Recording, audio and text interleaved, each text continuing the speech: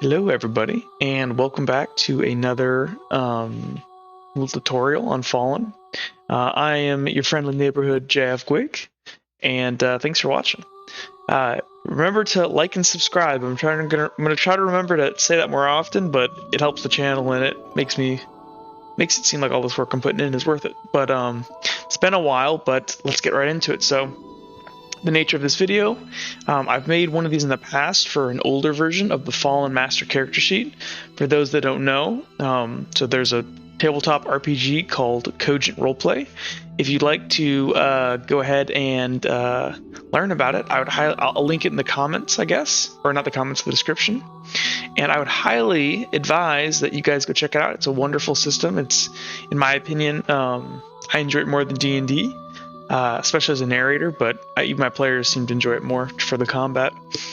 But so I'm assuming you have some kind of frame of reference of what Cogent is, but the purpose of this video is to talk about Fallen, or at least how to build a character sheet in Fallen. Fallen is my add-on, you could say. I'm gonna turn on the music just a tad. But Fallen is my add-on to Cogent. And I made this nice, lovely character sheet in Google Docs to help facilitate gameplay on my table. And it has worked wonderfully, and I would highly suggest that if you want to, play Cogent, I think Google Docs is a really fantastic way. You get it on your desktop, on your phone, and we've kind of built it in a way where it is very easy to use. So, getting straight into things. So why Google Docs? Well, Google Docs are super shareable. There's tons of permissions. You can organize all of your stuff in a Google Drive. I'm not going to show how I do it, just to keep it secret, but it's pretty well organized, and I have it basically by like game. I'll have my character sheets in there, but there's a bunch of different stuff. But Google Docs are great. If you're ever wondering, you can always click this up here and kind of hide some more stuff to get a bigger full screen view. All right, so what we're going to go ahead and do here, first things first, we've got to pick a character name. So we're going to go ahead. My character's name is Javquick. That is my original character, my original D&D character. And we're going to go ahead and we got to pick an attribute. So the way it works in Cogent, and remember, Cogent or Fallen is built off of Cogent, so it's important to know how Cogent works. So you have three main attributes in Fallen. Or Cogent and Fallen. You have Strength, Reflex, and Intelligence. So the way I like to think about it is Strength is your musculature system and your skeletal system. Reflex is your reflexes, but also partly your musculature system and stuff. But it's your reactions, it's your acrobat.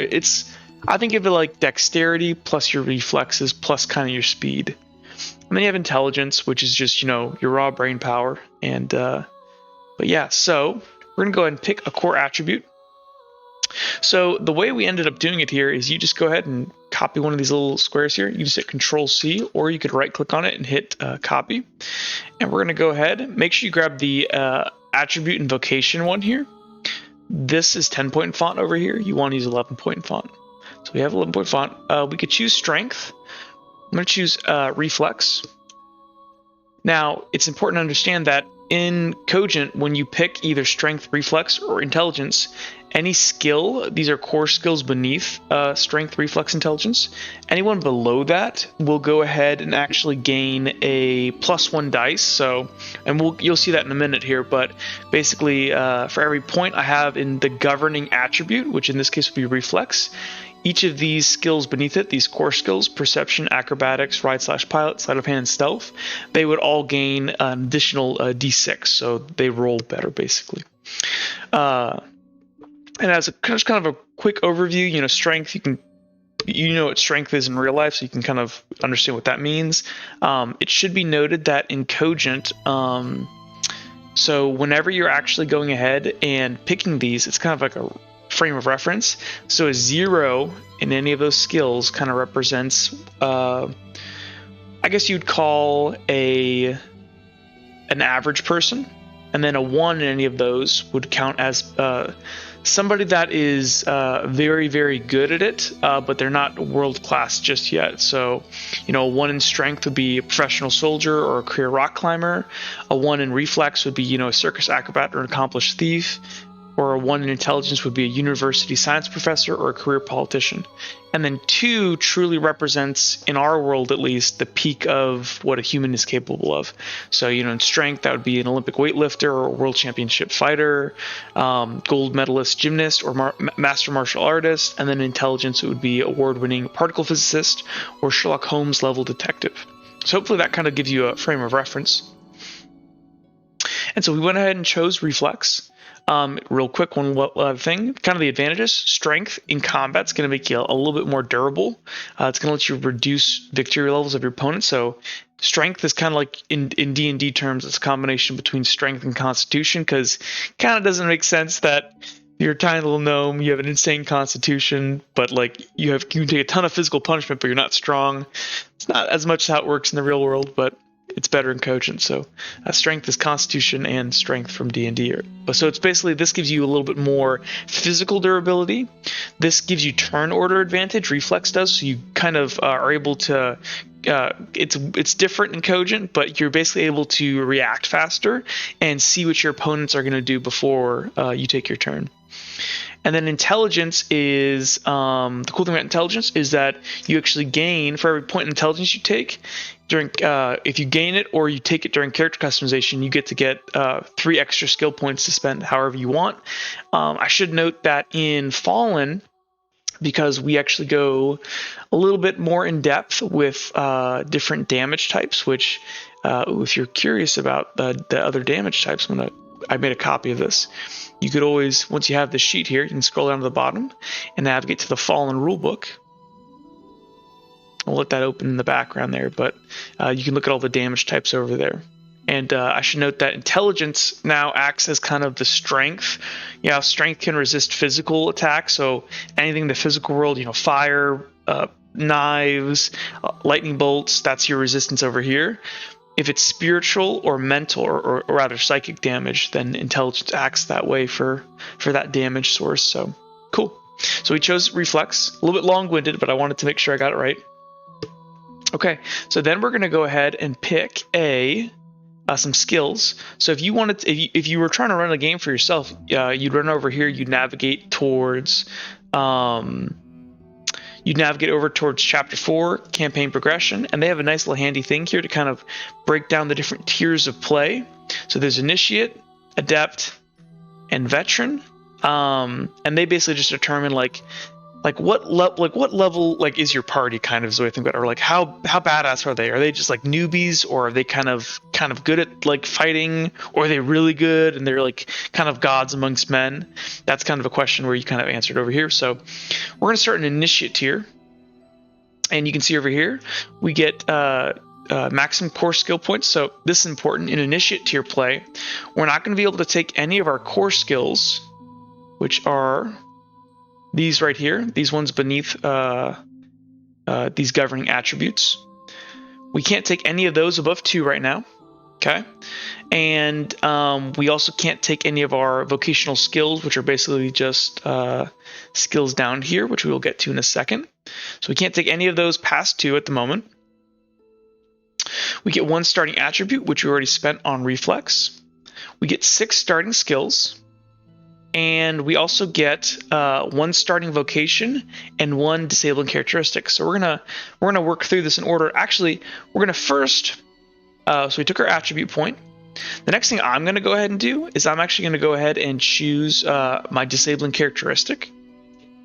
So also over here on the same website here, if you go up to character creation, disabling characteristics. So if you roll, there's 20 options, and you could roll a d20. So we could go ahead and do this. We could go d20 roller.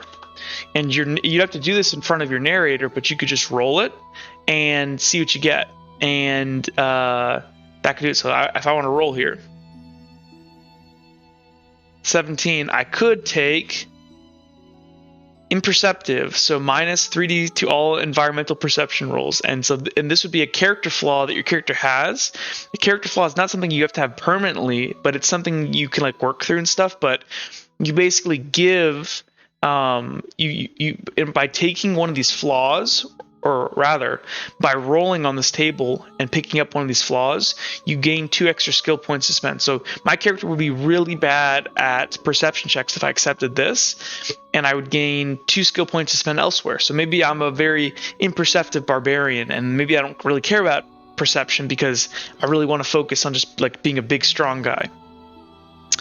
But we're actually not going to do that. We're just going to pick one. So if you roll on the table, you get one of these. If you just choose one, you only gain 1 skill point. So I'm going to go ahead and choose probably the worst one. This is a pretty rough run in the game for an adventurer.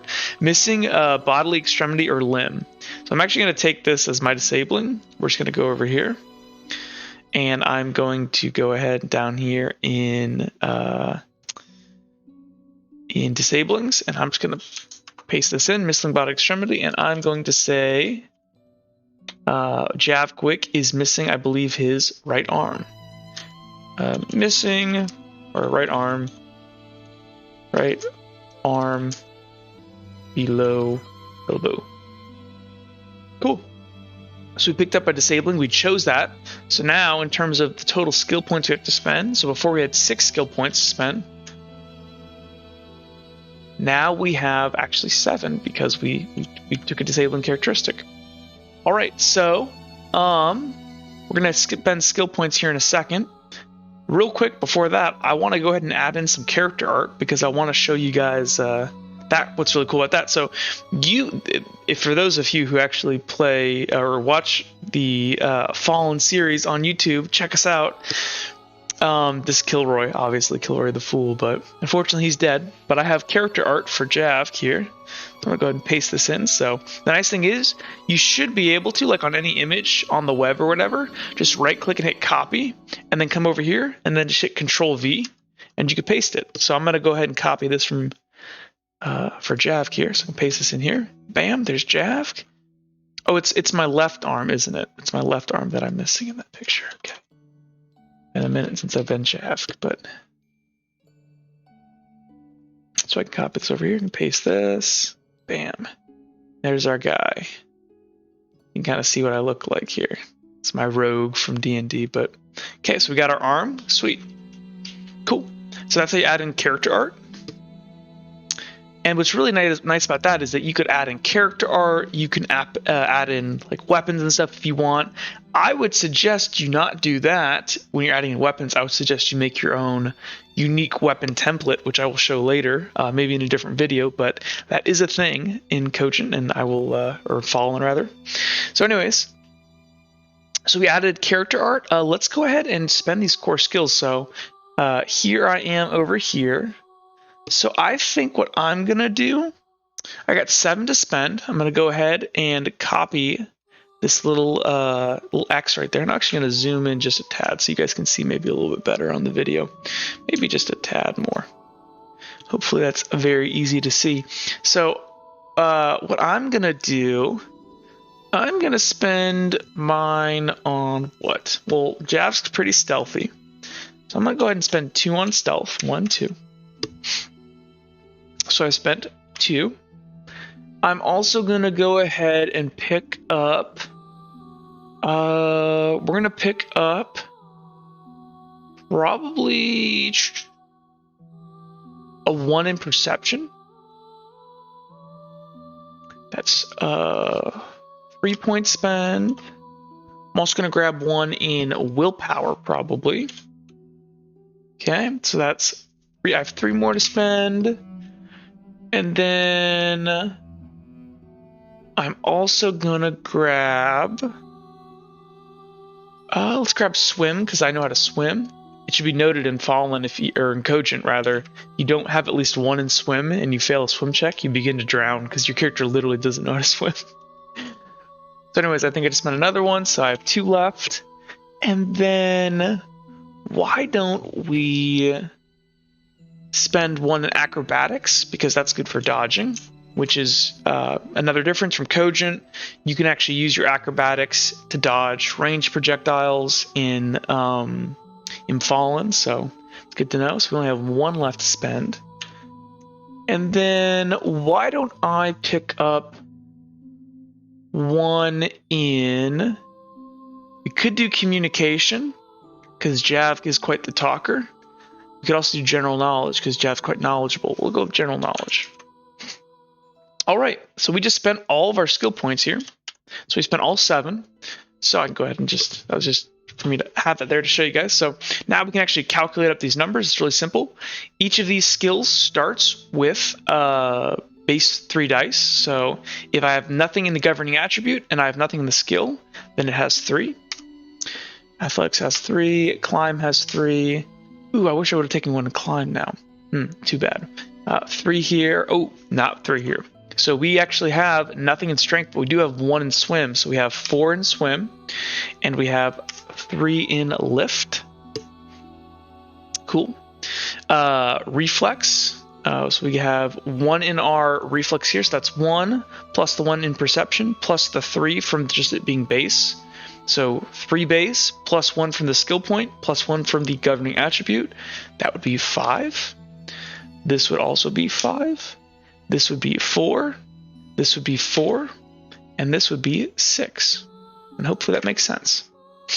You're just it's base 3 and you're adding an attribute point if you got it. And you're adding the skill points as well. Excuse me. So then over here, same difference. So we have 4 here, 4 here, 3 here, 3 here, 3 here. Good. Okay, cool. And also, probably good to actually name yourself your character sheet, your actual thing there. That's nice. Cool. All right. So we chose the core skills. Just talking about the core skills real quick. So endurance is obviously your character's endurance. This would be like resisting poisons, long distance running, trying not to like fall asleep, resisting like toxins and stuff. Athletics is your character's ability to run fast and jump high. It also kind of summarizes like throwing balls and stuff, and or like anything like athletic like that. Climb is your ability to climb, like a rock climber. Swim is your ability to swim and how good you are at holding your breath, which could also be endurance, but I would allow the player to kind of choose, because a very good swimmer would probably have good breath, but they probably also have good endurance, so you could rule it either way. And then lift, this summarizes all of like your strongman activities, picking up anything heavy, busting down a door, moving a heavy cart, picking up a big heavy treasure case, whatever. Perception is pretty self-explanatory. It's your character's ability to perceive around them. It's also used in terms of checking if maybe somebody's lying to you. Kind of like a gut feeling, which is kind of like your nervous system, which is like your senses and stuff. Acrobatics is your character's like ability to dodge, balance, do like flips out of the way, and generally just kind of be nimble on their feet. And then we have ride/pilot, which is your character's ability to, ride a horse, ride a mount, pilot a starcraft. But we don't actually use pilot in Fallen because it's a medieval fantasy, dark fantasy, but so we don't really use that. Sleight of hand. It's your character's ability to like pickpocket, do anything quickly and dexterously with their hands. This could also include, maybe making a recipe or writing something down very quickly, or even like playing instruments would be under sleight of hand. And then stealth, which is pretty self-explanatory. It's your ability to go unseen. Then over intelligence, we have general knowledge, which is your character's general knowledge of the world. If you've played D&D, this is like your history, religion, and arcana all kind of mixed in one. It can't really ever tell you specifically what you're trying to like a specific thing, but it's more of like your character's general knowledge of the world and of things around them, and they might be able to recall something with this. Willpower is your character's ability to force themselves to do things they don't want, resist being scared, and also in Fallen, it's your ability. It kind of scales. It's your ability to resist mental attack, so like psychic damage. So instead of armor, it goes through willpower. Communication is your ability to persuade, lie, and generally kind of get what you want from people, because a lot of times it's and we all kind of know this in life, right? A lot of times it's not really what you say, it's kind of how the way you say it. And somebody that is a great communicator can leverage that in many different aspects. And you got spiritual.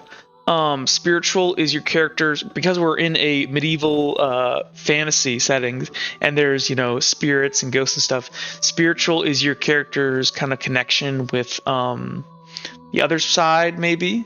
It's kind of their gut feeling about like ghosts and stuff. It also counts as their spiritual resistance against kind of more nefarious forces. So in the same way that willpower resists psychic damage, spiritual resists spiritual damage. But it's kind of your character's ability to kind of connect to the other side and maybe sense something is going wrong, and maybe understand like if a place is cursed, or locate spirits and stuff.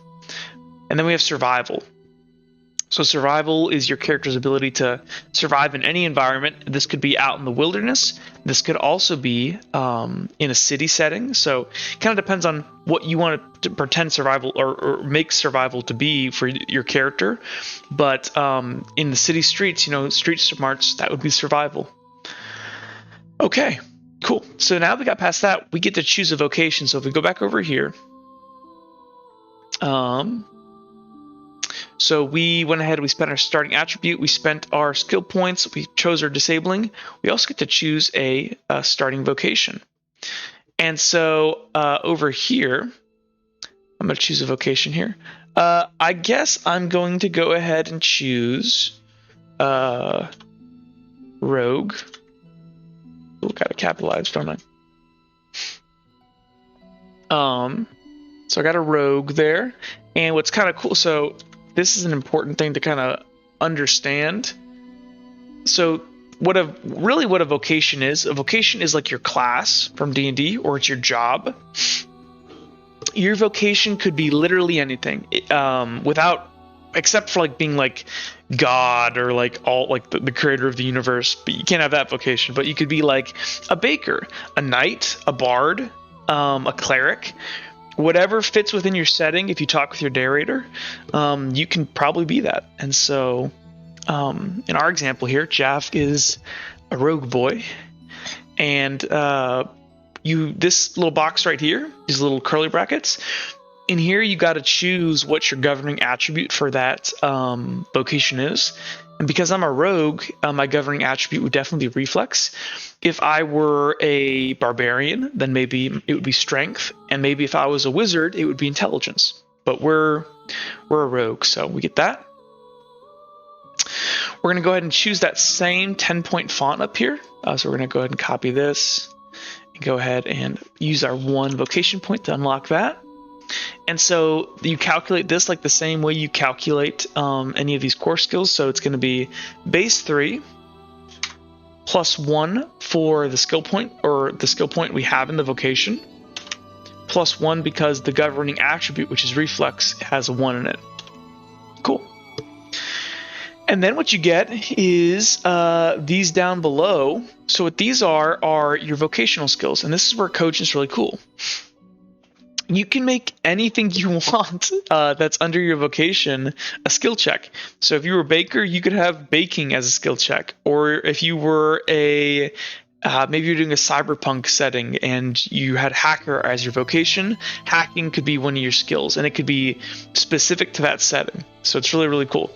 So we're going to go ahead actually, and I'm going to go ahead and take 1 point away from my general knowledge here. And I'm going to go ahead and put 1 point in this. And I want to pick up medium swords. Oh, and if you wanted to see the various weapons that you can pick up in Fallen, you could go ahead and navigate over here. I'll make a separate video kind of going over all of the different weapons and stuff over here. But for now, not to blow anybody's mind, we're going to separate this out into another video, but we're going to go ahead. I want to pick up medium sword. So medium swords. Yep. So I'm going to add medium sword over here. So we're going to go medium sword. Cool. So we have 1 skill point in that now. And actually medium swords. Cool.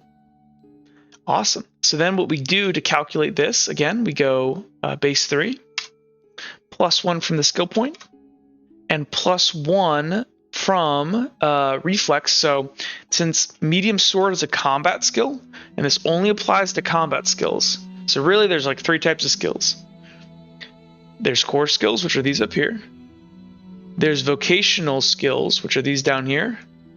And technically, vocational skills include combat skills. So within vocational skills, if it's a combat skill specifically, like medium swords or large hammers or medium crossbows or whatever your skill is, those scale off of both strength, reflex, and intelligence. So it doesn't matter. Even if you're a really smart guy and you have a sword, I mean, the stronger you are, the faster you are, and the smarter you are in combat, the better and more dangerous you are.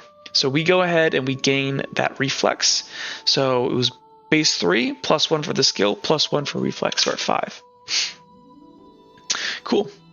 And I like to usually, when I'm done with this down here, I just usually delete it out. You can leave it if you want, but it's really not necessary. Once you go ahead and you have these things here, you could just copy one of these and paste it wherever you need in order to do more stuff with your character.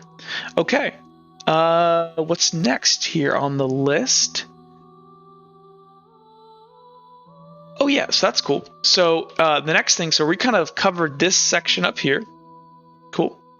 The next thing we're going to go ahead and do here actually is we're going to go ahead and zip down the page just a tad. So we've went ahead and did like the core stuff here. And well, I want to get down to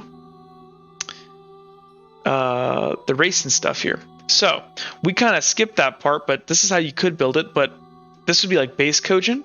But since we're playing Fallen, we actually get to pick a race. So we get to choose our age here. So we're going to make Javk here 25. His race, so if you want to pick out your race, you'd actually, so this is kind of where I want to navigate. This little section down here is your, it's like your notes, your disposition, everything about your character. So for race, what we can do, so you have these actually hyperlink notes here. This is actually a link to the old character sheet explanation video. This video I'm making right now will replace this. You get the Fallen rulebook here. This is the rulebook I was showing you before, where this is really what you want to read at some point, or listen to the video I inevitably am going to make on it. The Fallen item catalog, this is a big boy. This has every item in the game. This is where you don't have to ever have to type any of your items. You just copy paste them over. The Fallen master character sheet, this is the kind of sheet we made a copy off of, so you can always get back to it. Like if you accidentally nuke one of these tables up here, you could always repaste it in. And the loot pile is something that I kind of have for my game and my characters, or my players, but this is something you could go ahead and have on your sheet too. It's just a place to throw items for people to loot and pull them off that sheet and put them on their sheet. And then you got the Cogent rules here. But we want to go ahead and we want to actually see, we can actually open up this rulebook right here. And what's nice is it opens it up in this nice little panel right here. You just got to give it a little bit of a sec because he's a little bit of a big boy.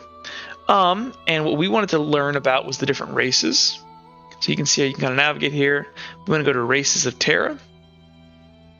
And so here are the various races. There's, and actually we're going to go ahead and open it over here just so it's a little bit easier for you guys to see. But we got a bunch of different races. Skip that for now. So we got the different Races of Terra. This would be where you choose a race. You can see the different magics that they get access to because they're races and stuff.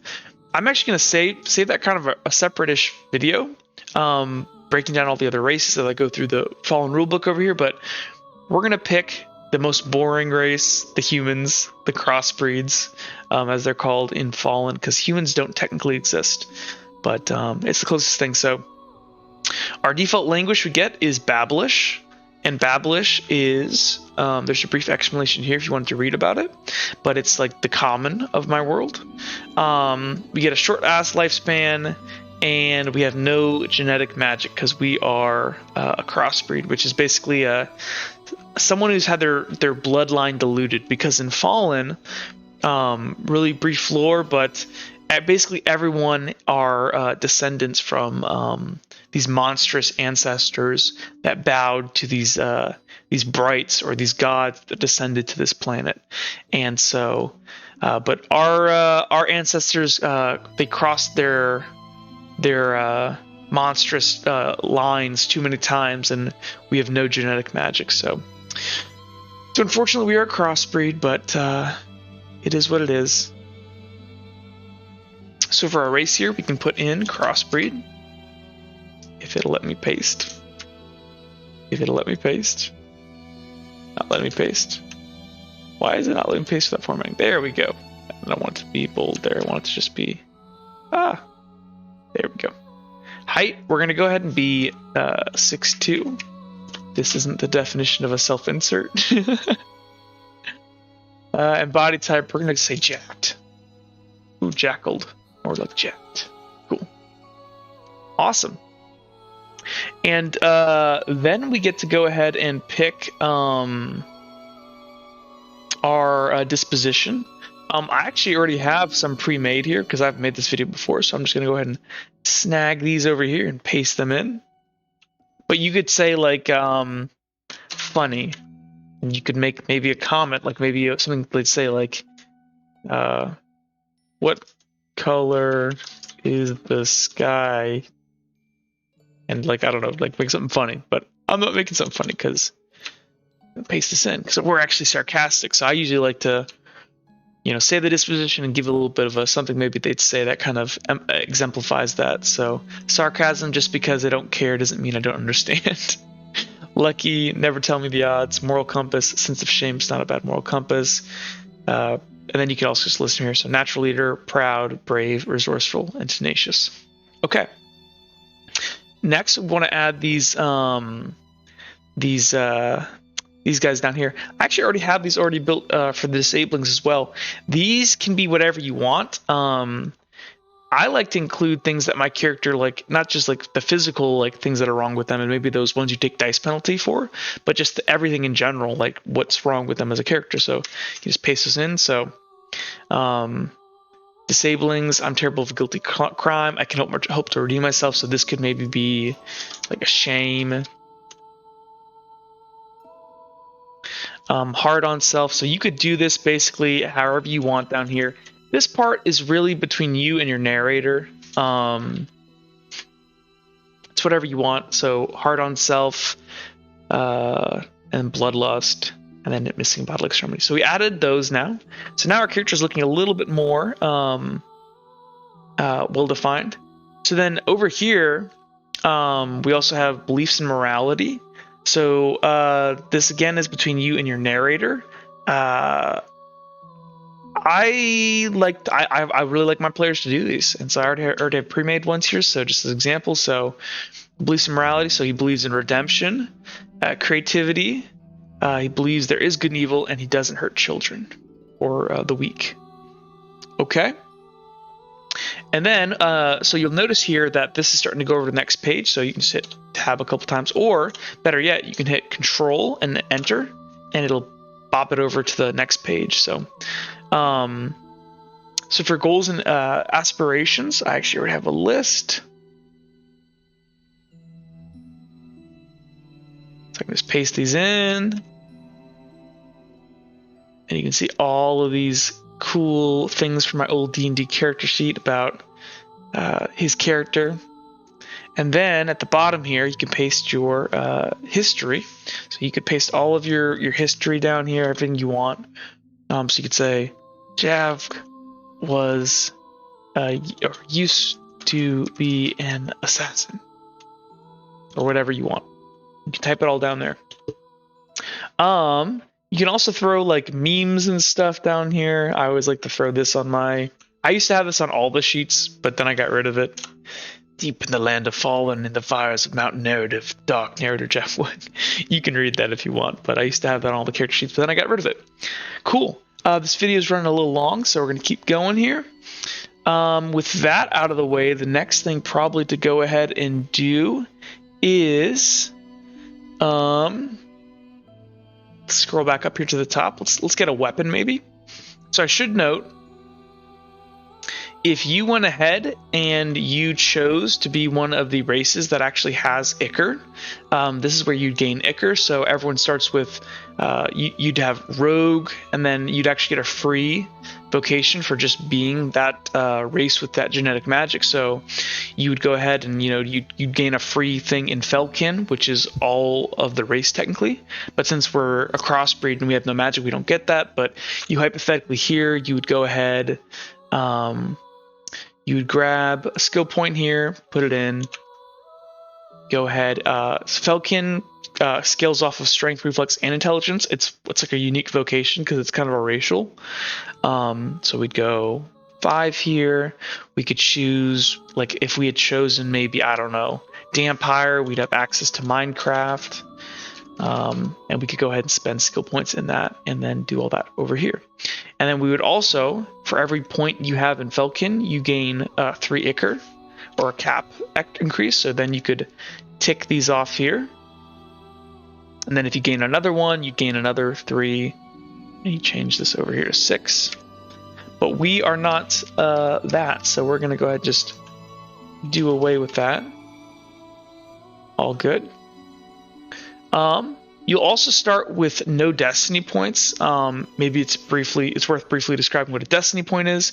So destiny point are they're the things your narrator gives you when he likes what you're doing and you're having fun, when you're showing up on time and you're doing good role play. So a destiny point can be used either A, to auto succeed one of your dice. So there's technically 2 ways to use it.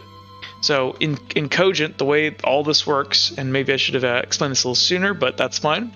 So in Cogent, you roll everything. Let's say you were trying to go ahead and, so here's the little task list. So let's say you said, hey, narrator, I'd like to go ahead and pick up that heavy rock over there. And I'd say, you know what? That seems kind of like a difficult task for the average person. That's a really big, heavy rock. So then you'd go, okay, I still want to try it. So your character, you could say, I'm going to go still pick it up. So I'd say, as the narrator, I'd say, that's a challenge level 4. That's a difficult task. And then what you would do is you'd look on your character sheet and you'd say, okay, that's lift because I'm picking up a rock, or the narrator would tell you what skill check it is. And then you'd go ahead and you'd roll 3d6. So if I do a dice roller here, or this will work too, I would roll my 3 dice, and 1, 2s, and 3s are failures. 4, 5s, and 6s count as successes, so I got only 1 success here, and I was doomed to fail this from the start, right? Because it was a level 4 challenge. But hypothetically, maybe if I had 6, I was like really good at lifting. I had 6, and I got 1, 2, 3. Okay, so now these are all failure dices because they're 1s and 3s, but 6, 4, and 4 are successes. And so what I could have done, what I can do right now, if I had a destiny point and my narrator had given me one, I could use a destiny point and use it up.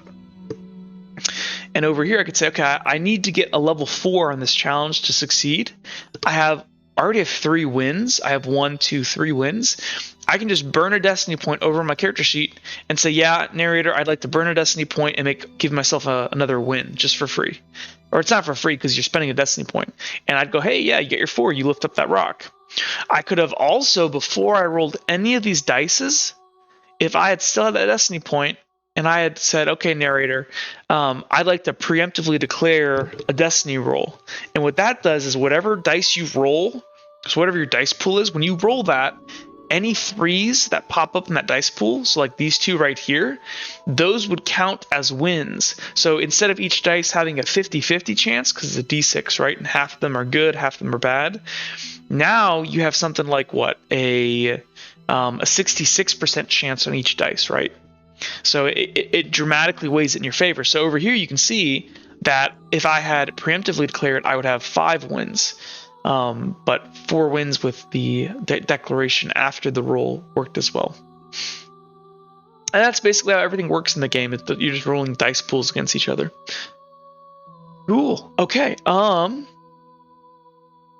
So really quickly here, I'm actually going to go ahead and end this video. I'm going to make another video briefly going over the item system and how to add stuff into your character sheet. Hopefully this tells you enough, but I would really suggest you go ahead and watch this next video as well, as it will give you... Actually, you know what? No. I'm just going to do it all in one video. Let's screw it. Let's just do it in one video. So we're going to do the items. Okay, so we want a medium sword. And so what we're going to go ahead and do is actually leverage the item catalog.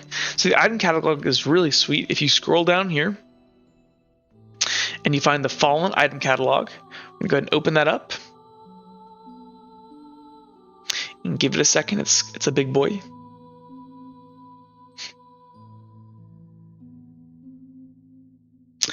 One second. Actually, while that's loading, I can describe some other stuff.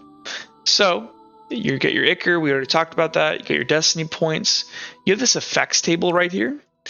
So this is like this. You should think of this as like anytime you need to describe something about your character and you need to remember it. This is where it is. So you can see here I have combat movement speed, and combat movement speed is the actual, like, because we use a D&D battle map, so each square is 5 by 5. This number over here represents how many squares you get to move inside of combat, and you can see it's based off of base 30. You get 10 feet per reflex, and you get 5 feet per athletics. So I would technically have 40 right now. Physical defense, you get this from armor. We don't have any armor at the moment, so we're not going to change that. Carry weight, it's base 100 pounds. For every pound in strength, for every point in strength you have, you get another 100 pounds. And for every point in lift, you get another 20 pounds. So we just have 100 right now. It should be noted that in Fallen, you actually have inventory weight. So your weight class is determined by your inventory. There's light, medium, and heavy, with light being between 0 and 25% of your max. So since I have 100 pounds of my max carry weight, if I'm in between 0 to 25 pounds right now, I am technically lightweight. Medium is between 25 and 50, and then heavy is between 50 and 100. Cool. And then down here, this is telling me that I'm just, my character's size on the battle map is medium size. So that's most humanoids. But it's like a grizzly bear might be a large, where they take up 10 by 10. Okay. So we got the Fallen item catalog over here now. You'll notice it might look a little bit weird over here. That's because I have this dark mode on. So if I toggle the dark mode, it would look different. But I'm not going to right now. Actually, can I? It would be nicer for you guys, wouldn't it? Let me just... Oop. Okay, so what we're doing over here, we're going to grab a couple things. So this here is the entire item catalog. It's actually sorted by shop. So this receipt here would be used if you want to do out-of-game bartering. I'll make probably another video talking about that, but this is just so you avoid that annoying problem where you actually do all of your bartering in the game when everyone just wants to play. So like if you were in the city in between sessions, you could go ahead and do your bartering. Armory here. So this would be like an armory. You can see that this has a bunch of armor in it. Weaponsmith here. This would be an example of weaponsmith shop. I should denote here, or just mention, that it also has prices here, and it's like an item, like a gambeson coat if it was normal, cheap, or expensive. And then this limited stock, rural stock, urban stock, and premium locale. You can read about this more over in the rule book, but basically what this comes down to is talking about in like what kind of setting you would find this store that carries this item. So for instance, an armory, if you're limited stock, that's out of like the back of a cart. If it's a rural location, it would be like a rural hamlet or a village with an armor. And then an urban locale would be in a city, and a premium locale would truly be a special shop, like a very high-end shop. And then an X denotes that, oh, you could get a chain coif just about anywhere, but you probably couldn't get plate anywhere. Plate's a bit more expensive, and you'd have to actually get it from a pretty premium location. So you got weaponsmith, blacksmith, you got all these different places, and you can actually read through these at your own time. But there's also magic item, or this is how we denote items that have their own. They actually have their own. What's it called? A sheet. So here's a vial of gradual healing blood. This is how we deal with like all of our unique weapons or magic items. And this will tell you what it does. You can see here that it has its own effect table, and you could actually use these to remember stuff, and that you could actually, like, let's say over here, I wanted a vial of healing blood. What you could do is just, instead of having to type this all over on your character sheet over here in my inventory, which is really annoying, because here's like my backpack and stuff. Instead of all of that, or on person rather, instead of dealing with all that, all I'd have to do is highlight up until weight, Control C to copy that, come over here and just click here and paste. And that way it carries over the type, it's mundane, it's weight, and it auto pastes it in for you, so you don't have to do any work. Actually, we'll leave that there, I guess. Cool. But what I really want to see, if I go down way towards the bottom, you're going to see all these different backpacks that we've auto-generated kind of off of the D&D backpacks. So there's like a burglar's backpack. If you ever played D&D, you kind of know that these are like the preset packs that you could just get at the start of an adventure and kind of have something to use. So I'm probably going to take the... Let's see... I feel like burglar's backpack. Burglar's backpack would be good. Or dungeoneers, or explorers. I'm gonna go with the burglar's backpack. Now what's nice is you can go ahead, copy this entire thing, come over to your sheet, scroll down here. Now you'll notice I actually already put some of these in, so if you wanted to use a satchel, if your character just auto starts with a satchel, then you could have that. Pouch for like holding gold and money in, and a backpack for holding backpack stuff. So I'm just going to go ahead. I want to replace this backpack, so I'm going to go ahead and delete this backpack, and I've already copied over the other one from the item catalog, so I can just paste that in, and bam, I have an entire backpack already set up for me. Cool. So I have my backpack, my ball bearings, strings, bells, candles, everything I need, instantly done, no fuss, just copy it over to your character sheet. And with that, we are kind of done over here. Actually, real quick, we're going to go ahead and grab a different weapon here, just to kind of show how to add a weapon. That'd be fun. So I'm going to go ahead and grab, let's find something. What looks fun? Short sword sounds good. Yeah, let's grab a short sword, because it is a, oh, it's small bladed, right? I want a arming sword. So we're going to grab an arming sword here. Copy that. Bring it over here. I'm going to paste this. Generally, the way we separate it is backpack, satchel, pouch. That's all stuff that's kind of not really on your person. It's kind of on in a container on your person. Whereas this on person tab or part here, this is really for stuff that's on your person. So I'm going to go ahead and paste in my sword here. So I got an arming sword.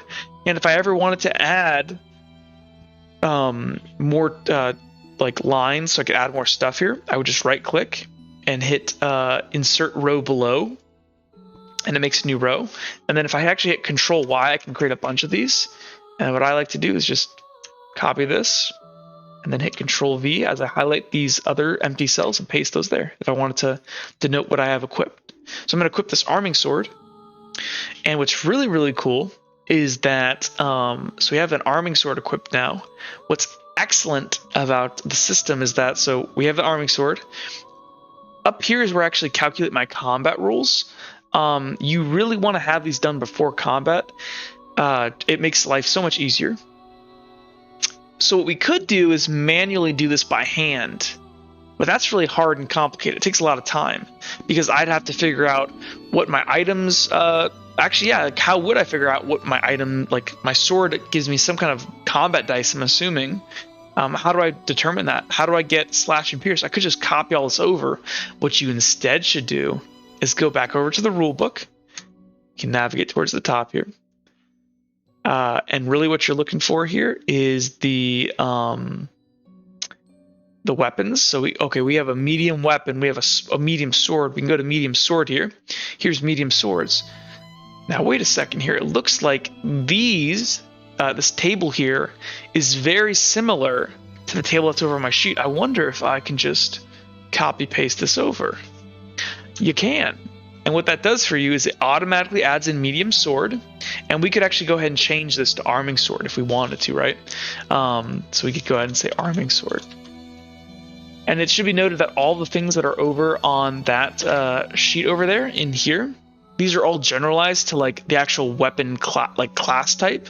And if you want to know which, like the different weapon class types, you can look here. So there's like, these are the different skills you can have in different things. But you can see there, that went ahead. It added in the item dice for us. If it was one-handed or two-handed, it added in the armor penetration that gives us. It added in the effective range and maximum range, which is just 5 because it's close quarters.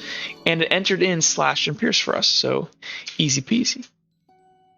And actually, I just found a little typo here. I can actually fix that real quick here. Yeah, I usually like this to have a comment. Well, it's fine though.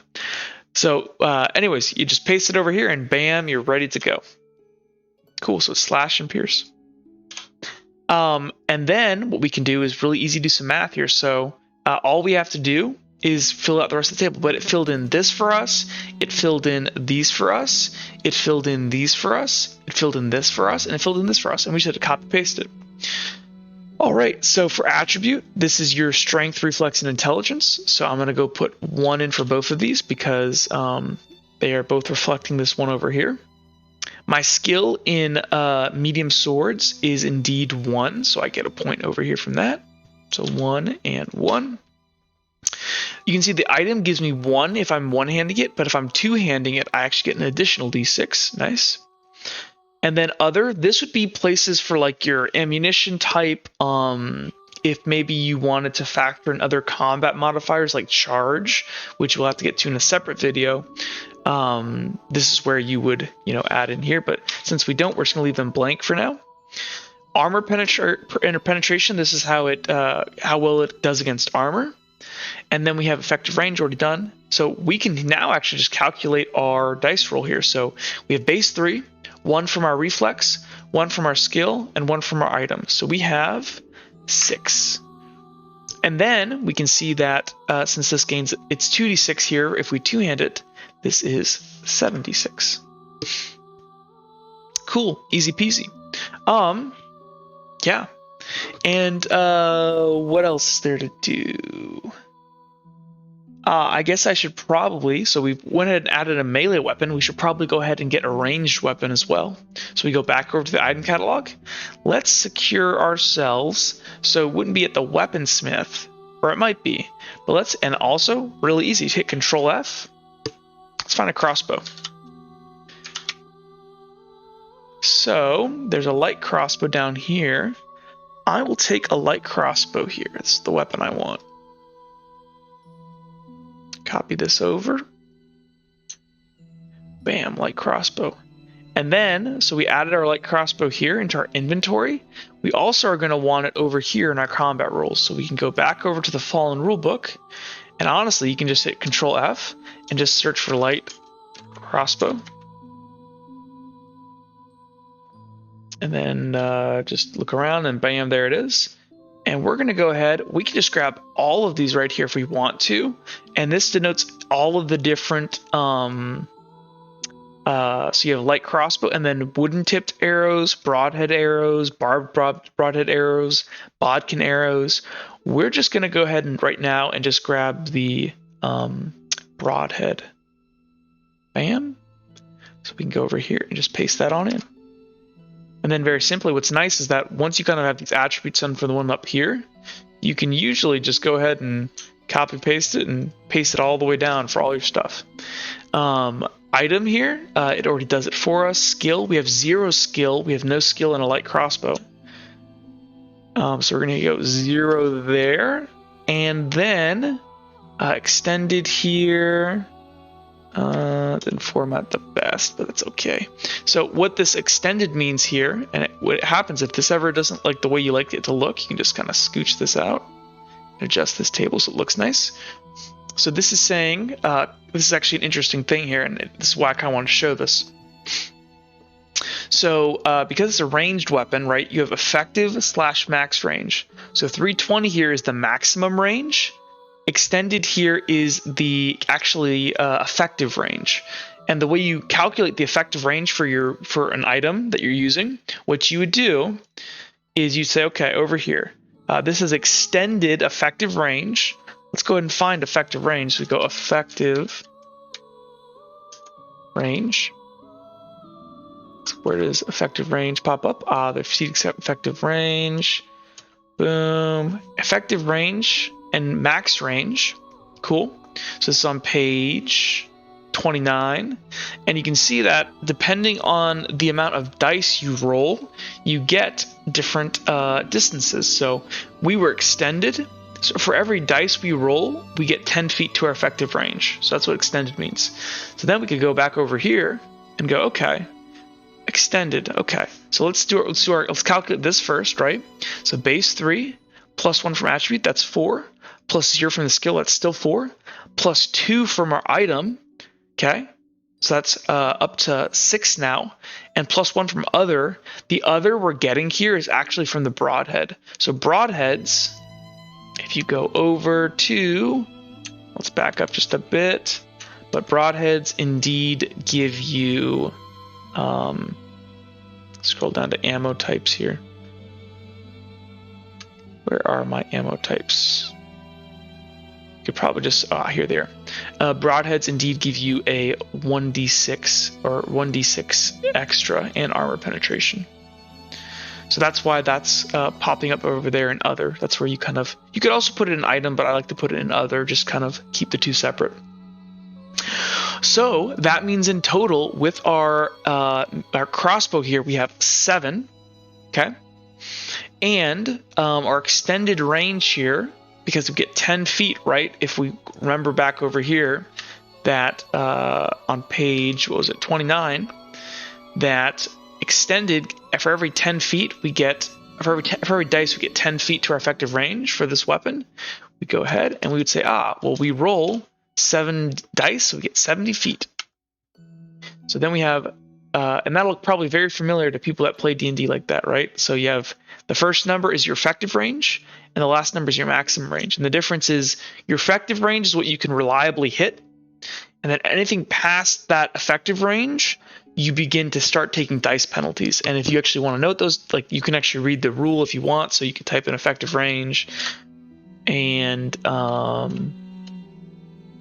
bam, exceeded effective range, and then you can kind of read this here where you start taking dice penalty, and it's usually pretty severe. All right, let's go ahead and do one last calculation here. So we have this EO at the end. What EO stands for is engageable opponents. This is just a number to keep track of because in Cogent you can get overwhelmed. You're basically, engageable opponents is the amount of enemies you can attack per round or engage with in a single round of combat. And so what we can do is go over here. We can type in engage. Ooh, can I spell? Where's my engageable opponents? Opponents. I know I have it somewhere. Is it further down? There it is. Engageable opponents. Did I spell that wrong? No, that's right. Engageable opponents, the amount of opponents a character can engage. So we are using melee for our swords. So for every round in combat with our sword, for every 2 dice we roll, rounded down, we can engage an opponent. So our sword here, we can engage 3 and then 3, right? Because 7 divided by 2 rounded down is 3, and then 6 divided by 2 rounded down is 3.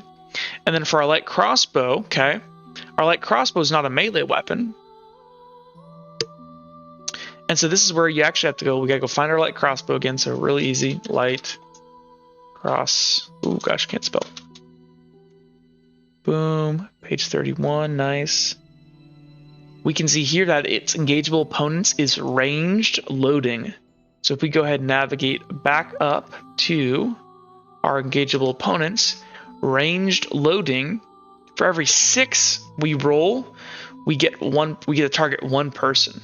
And if you're below that, there's also some rules over here. But so because we're rolling 7, it's 6 rounded down. It's still only 1. It's because a crossbow takes a lot longer to load. Awesome. Okay. So we went ahead. We added in our. Now we have combat ready to go. We can go ahead and fight with these stats. Anything else? Let's talk real quickly about all this weight I've been incurring. So actually, we don't have any broadheads on us right now. So let's go real quickly and go to the item catalog. Let's find us some broadheads. So we go broadhead. So let's grab some broadhead arrows.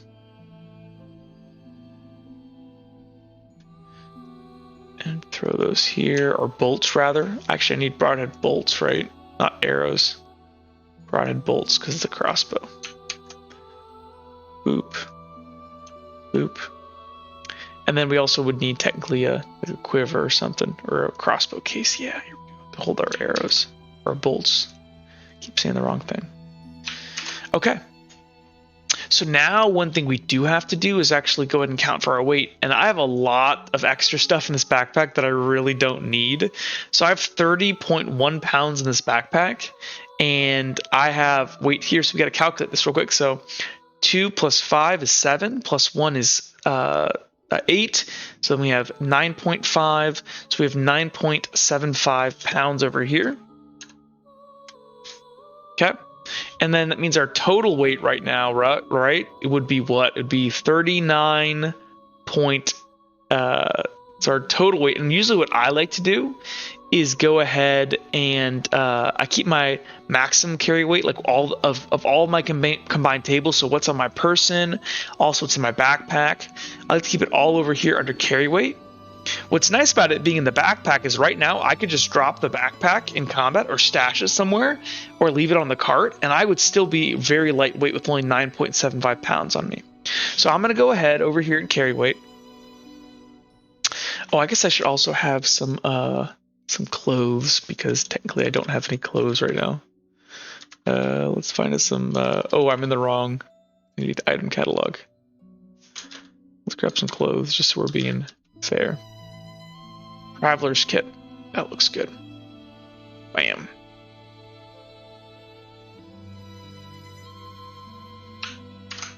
Okay, so we're more like 13 pounds. Okay, cool.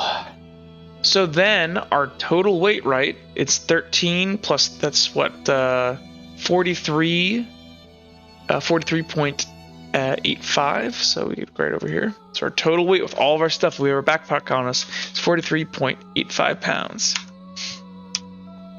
So we have medium weight right now because we're between 25.1 and 50% of our max load. Since we have 100%, so we have medium inventory weight, which means we're taking a penalty right now to our strength and reflex skills because we got a little bit too much weight. We're not as fast and nimble as we'd usually be.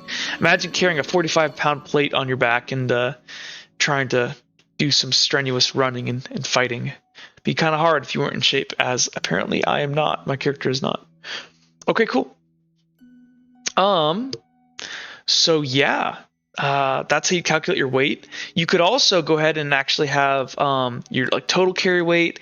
You could go ahead and insert a row below here and copy this all and say like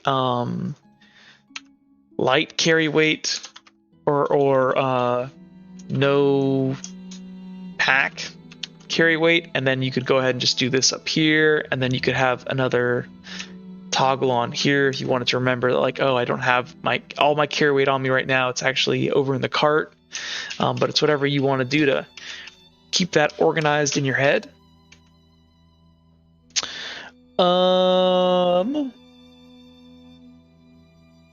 Yeah, I think we've basically covered every single thing that I wanted to.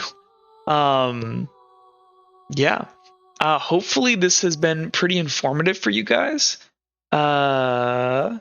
Oh, also one last thing, I guess here you got money down here. So if you wanted to calculate your money, I made these little handy dandy things to kind of keep track of your money. And 50 coins is roughly a pound. But if your narrator doesn't want to have to deal with that, then he does not have to. So yeah, everybody, I think honestly we're good. Hopefully you've learned a lot. Oh, I forgot to say this up here, but up here, this kind of tells you what these different things mean in this table over here. You know, C dot is combat roll. Attribute dot is attribute, which is these reflex and skill and stuff. Pen is penetration. F is effective. And then EO is engageable opponents. And so we can go ahead and delete this. You could leave this if you wanted to have that to remind yourself. But yeah, with that, everybody, that is a done character sheet. You could go ahead and play Fallen now with that. Thank you guys so much for watching. Please stay tuned for more content if you've watched all the way through till here. If you've watched it all this way, then you're probably really passionate and you like Fallen or whatever. Pretty soon here, we're going to be opening up the Discord and maybe even with this video. So, or maybe a video after this. I don't know. Maybe with the official release of the rule book. But yeah, with that, I really can't think of anything else to say. Thanks for watching, everybody, and never fight fair. Bye.